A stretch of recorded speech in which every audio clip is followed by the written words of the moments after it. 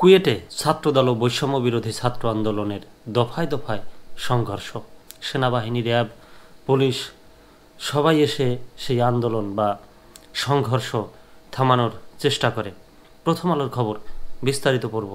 খুলনা প্রকৌশল ও প্রযুক্তি বিশ্ববিদ্যালয়ে ছাত্র রাজনীতি বন্ধের দাবি নিয়ে দুই পক্ষের মধ্যে দফায় দফায় সংঘর্ষ চলছে। আজ মঙ্গলবার দুপুর থেকে শুরু হওয়া পাল্টাপাল্টি ধাওয়া বিকেল পর্যন্ত চলছে। এই ঘটনায় ইতিমধ্যে কমপক্ষে ৩০ জন আহত হয়েছেন। ছাত্রদলের একাধিক নেতা এবং বৈষম্য বিরোধী ছাত্র আন্দোলনের একজন নেতা এ তথ্য নিশ্চিত করেছেন। কুয়েটের অন্তত 5টি সূত্র জানায়, গত 5 আগস্ট আওয়ামী সরকার পতনের পর থেকে কুয়েটে ছাত্র রাজনীতি নিষিদ্ধ আছে।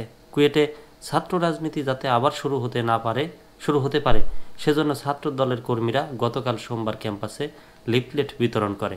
এর পরিপ্রেক্ষিতে আজ বৈষম্য বিরোধী ছাত্র আন্দোলনের শিক্ষার্থীদের নেতৃত্বে সাধারণ শিক্ষার্থীরা ছাত্র রাজনীতির ঠিকানা এই কুয়েটে হবে না, দাবি মোদের একটাই, রাজনীতিমুক্ত ক্যাম্পাস চাই।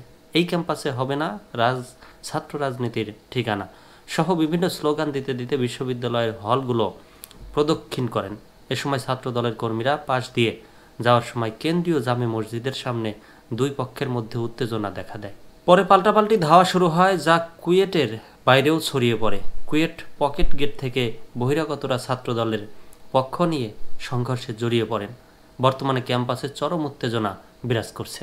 ছাত্রদলের একজন নেতা প্রথম আলোকে বলেন, বৈষম্য বিরোধী ছাত্র আন্দোলনের মধ্যে ছাত্র শিবিরের অংশ এবং পতিত সরকারের ছাত্র সংগঠনের পক্ষের দু একজন মিলে ক্যাম্পাস থেকে এবং ক্যাম্পাসের আশেপাশে ছাত্র দলের রাজনীতি বাধাগ্রস্ত করতে চায়। এর পরিপ্রেক্ষিতেই আজকের সংঘর্ষের ঘটনা ঘটেছে।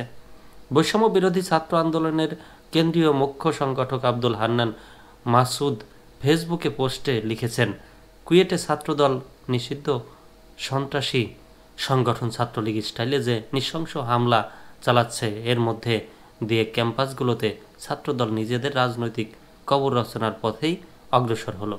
খানজাহান আলী থানা পুলিশের ভারপ্রাপ্ত কর্মকর্তা ওসি কবির হোসেন প্রথম আলোকে বলেন, কুয়েটের ছাত্রদের দুই গ্রুপের মধ্যে উত্তেজনা সৃষ্টি হয়েছে। এর জেরে পাল্টাপাল্টি ধাওয়ার ঘটনা চলছে।